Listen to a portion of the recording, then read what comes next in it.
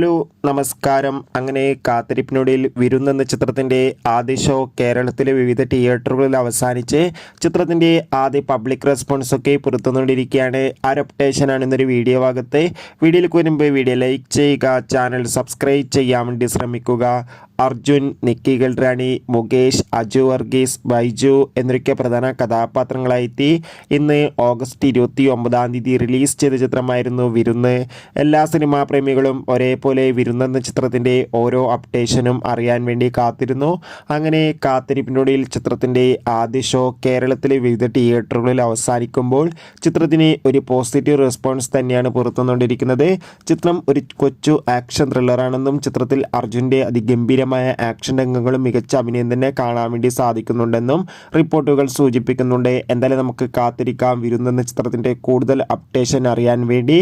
ചിത്രം കണ്ടവരുടെ അഭിപ്രായം തീർച്ചയായും കമൻറ്റ് ബോക്സിൽ രേഖപ്പെടുത്തുക.